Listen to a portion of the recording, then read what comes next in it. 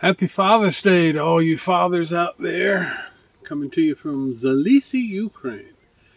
And I wanted, I've talked a lot about a lot of different stuff here about the war, about providing psychological support to people free of charge. Talked about peppers, which is what we do. And one thing I have mentioned before, but I want to say something about it real short, is that there's been several times in my life where I have had to or chosen to switch directions in career. And when I would do that, I would evaluate, what do I know how to do?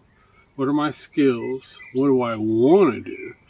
And what do I have the assets to do? Whether it's money or equipment or land like this, or skills, soft skills, things that I can use, like empathy and being able to share with somebody how I've overcome different stuff, whether it was addiction back in my late 20s, mid 20s, and I've overcome a lot of stuff where I've been given an opportunity to make changes, and then I did it.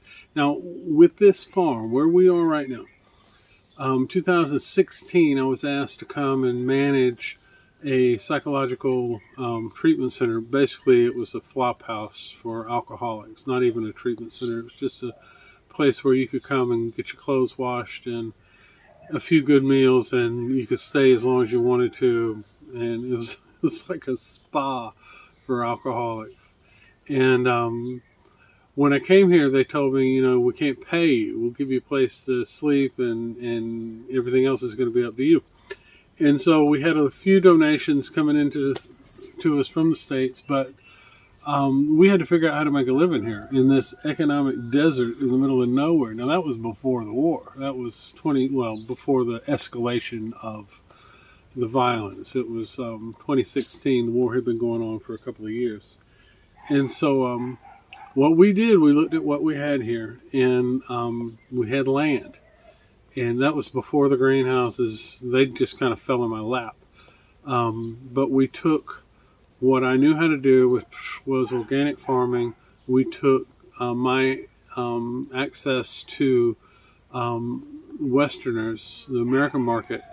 Right or wrong, Americans just have a different credibility with other Americans as opposed to Ukrainians having that same credibility. I'm not saying that's right or wrong, I'm just saying it's a fact. And so we started growing some vegetables that we would take to market, lettuce, arugula, spinach, that kind of stuff. And we were able to sell these things in Kyiv to diplomats, basically, people with disposable income and discretionary income anyway. And that was through the American Embassy, the Peace Corps, a couple of other different organizations. Now, when COVID started, that just kind of stopped everything. And before then, we had learned that some things that we could grow, we just couldn't get enough money for it. The lettuce, just like in all other markets, lettuce, tomatoes, and things like that, you had to compete with other producers that can sometimes underwrite your price. And that was our case with the lettuce. And so we stopped doing that. We stopped doing the greens at all, and started concentrating on salsa. Started concentrating on peppers, tomatoes, other ingredients, corn tortillas, all kinds of stuff like that. And then when COVID started, that stopped. And what we ended up doing was no longer making deliveries to Kyiv, but what we would do is ship, use a new post, because we could overnight. You cook for a couple of days, you freeze everything, you stick it in a package, wrap it up nice, put some ice in there, something to keep it cool. You could ship it overnight for $2 anywhere in the country. Overnight, $2. And then when the violence escalated, we had to make other arrangements. And so that was no longer a possibility to ship because it's no longer reliable. Now, we could ship some other shelf-stable stuff, but we cannot ship food reliably. Salsas, spices, hot sauces, not a problem. But tortillas and enchiladas and that kind of stuff, it doesn't work anymore. Not for now. There's a company in the U.S. called Old El Paso, and if you do some research, you go on Wikipedia, you'll see that they started back in the 50s by canning beans and tomato sauce, tomatoes, that kind of stuff. And then they grew it into this empire that produces Mexican food. You can find it here in Ukraine. It's everywhere. Tortilla shells, spices, sauces, that kind of stuff.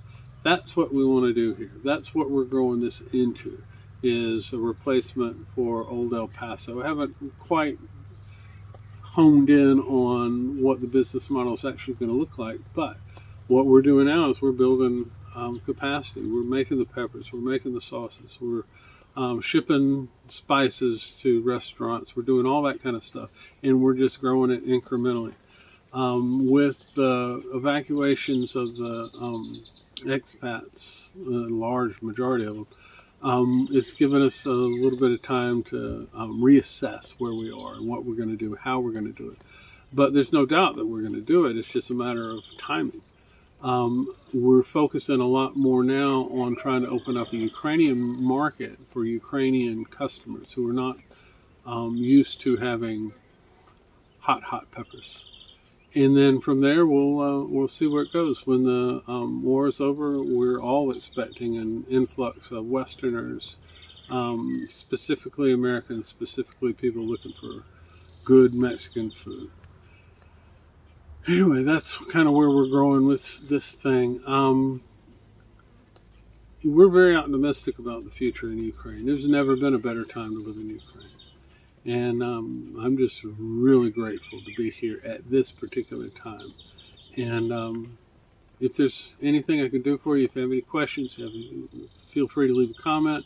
Get in touch with me through this channel, and I'll be more than happy to help you out. Slava Ukraine!